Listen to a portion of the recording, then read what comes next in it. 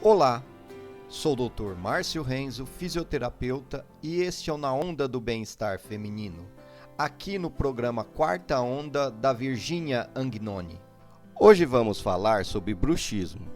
Bruxismo é uma alteração caracterizada pelo apertar ou ranger dos dentes. Quando acordado é chamado de bruxismo de vigília e quando dormindo chama-se bruxismo do sono.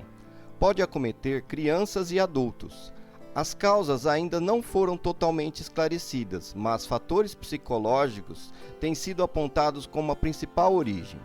Algumas razões possíveis para o surgimento são estresse, tensão e raiva, apneia e outros problemas do sono, má oclusão dos dentes e também efeitos colaterais de medicamentos. Os principais sintomas são sensibilidade, fadiga e dor nos músculos da mandíbula, dente com formato achatado ao longo do tempo, dores de cabeça, sons de rangido ou estalar da mandíbula, dentes sensíveis ou que quebram com facilidade, principalmente nas restaurações, e a retração gengival. Independente de quando ocorrem, o paciente dificilmente costuma perceber.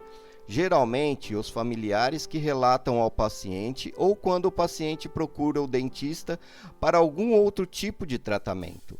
O tratamento mais frequente feito pelo dentista é o uso das placas interoclusais, que podem ser feitas de silicone, que são mais flexíveis, ou de acrílico, mais rígidas.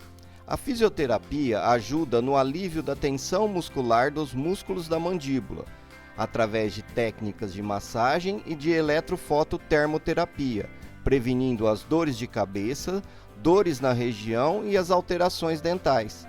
Portanto, ao perceber ou ser avisado por familiares, procure um fisioterapeuta e um dentista de sua confiança. Cuidar-se também é um ato de amor. Quer saber mais sobre saúde feminina? Acompanhe-o na Onda do Bem-Estar Feminino, no programa Quarta Onda, aqui na Noronha FM. Ou me sigam nas redes sociais, @marcior.renzo. Até a próxima!